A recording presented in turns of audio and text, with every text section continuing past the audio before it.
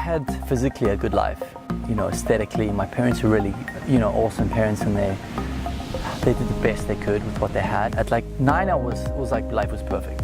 And then as I hit 10, something happened, or shift. And I didn't know what was going on. I was getting depressed, I was on Ritalin, I was ADD, OCD. There's like 100 bloody little letters they gave me. It was like I was very aware and conscious, but I didn't know it. And then eventually I kind of just got worse and worse and worse until it came to a point where, I wanted to commit suicide all the time.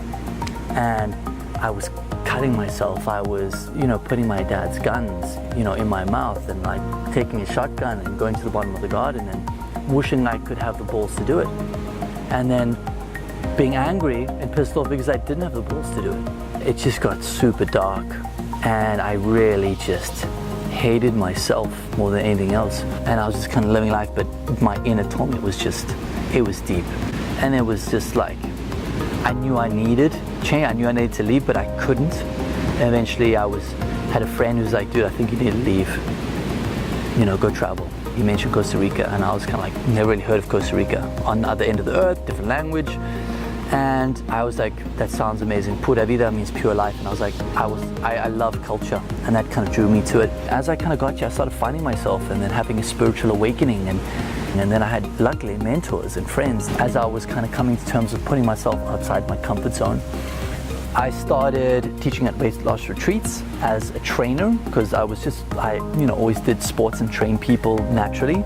Learned more about nutrition, the health and wellness side. Started kind of coaching people online. And then one of my clients, Mary, one of my close friends as well, she was like, hey dude, I think you're a life coach. And I was like, what the hell's a life coach? Googled it. Oh wow, okay, I think I am a life coach. And then that was before I even knew what the word meant. So I took a little course to get the foundation of what it is and kind of like just study a little bit more. I've always been fascinated with the mind and NLP work. I got better at that, and I started learning more. I started picking up a few clients online, teaching physical fitness, but also life coaching them with nutrition as well. And then started formulating my own clients, understanding that. I became a little more spiritual as I went through more of my spiritual awakening. I did a lot of work on that, and I had a lot of spiritual mentors, a lot of business mentors that were incredible to me. And I have an incredible man's group that guide me along this journey as well. And surrounding myself with beautiful people. And then eventually Tanya came into my life. We got each other so well because we come from such different aspects. Intuitive healer, motivational coach, and we're the same philosophy. So she approached me to do, hey, I've got an amazing woman that I want to do retreats with. Would you like to join me? I really like your energy. I wasn't initially looking for a partner, but I think you might fit as well. And we're both just in unison with our philosophy, and we both mirror each other with a lot of what we do. So for me, it's watching these girls and these amazing women kind of just find themselves and live truth again, love their body a bit more, holding space with a group of women that are in support.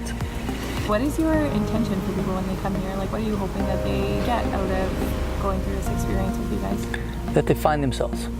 Pretty simple.